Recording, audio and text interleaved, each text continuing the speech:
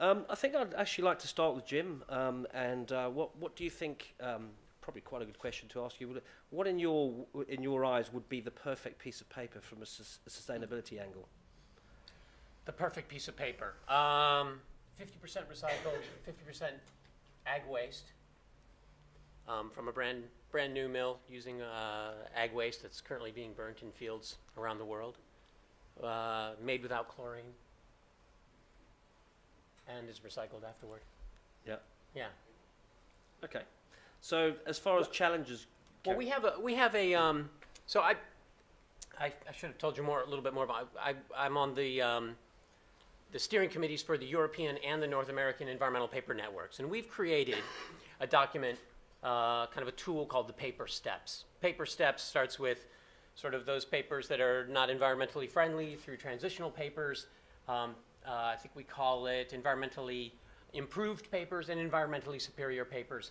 And there are a whole bunch of steps along those ways and minimum criteria, so you don't just get bogged down in, well, I have to have it FSC certified or it has to be 100% recycled. It's a mix of things, and, so you can try and move your paper purchases up that scale. So I invite everybody to check that out, and it includes these kinds of issues all with it. Sure. Okay. Excellent. So John, how far has paper companies come to achieving the perfect sheet of paper and sustainability-wise? Well, I guess if you put it in those terms, not quite so sure. I think, first of all, you can't really generalize about paper. And this is part of the problem we have in terms of communicating how far we've gone, because you can't view paper as a general commodity, one grade which suits every purpose. There are a whole range of different grades of paper specifically designed for an end purpose. And the role of the fibre and the types of fibre and the process that produces that has to be in balance.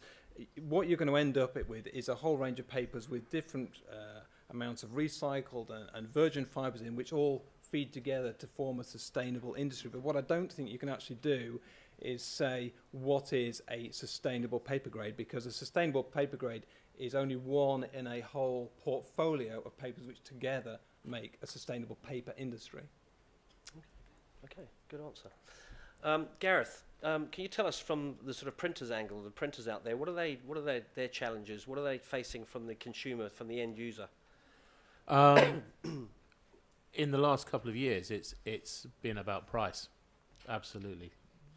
The environmental is, as we heard just now, is like St. Augustine's prayer.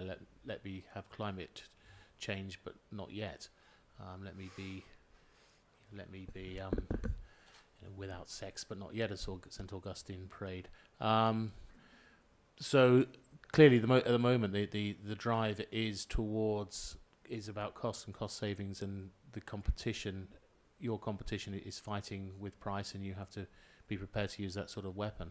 And that's even getting to the point where some people are questioning the investment that they make in becoming certified to FSC, so that is it worth our while going that far down the road, because our customers are no longer demanding FSC. If it's more expensive, they want paper that is cheaper rather than necessarily search chain of custody all the way down the line, which is a tremendous shame, but that's kind of the way it is in the market at the moment. Sure. You highlighted FSC there for a second. So Martin, what is Two Sides' view of the certification systems? What is the Two Sides' opinion on that? Well, fairly clearly that we need to make sure. I mean, it's quite self-evident that we source paper from certified forests and FSC, PEFC, and there are a number of schemes, and I'm not the person to judge exactly the differences between each of those. However, I think we know a recognised source, a responsible source when we see it, and we know irresponsible sources also when we see them. And I think people can make fairly good judgments about their sourcing of paper based on the companies that they're dealing with and the grades that they're buying and the sort of responsible attitude that those companies have towards the environment and sustainability in a fairly holistic way. I sometimes think that for our industry, badges have been the worst thing, and that's not to take anything away from certification. But the more we put badges on things to tell people how great they are, the more people must think that the things that don't have those badges must be suspect in some way. So we sort of tend to use the environment very freely in marketing, and sometimes that can come back to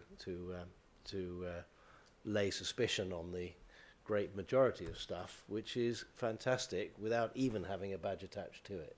Mm. So that's my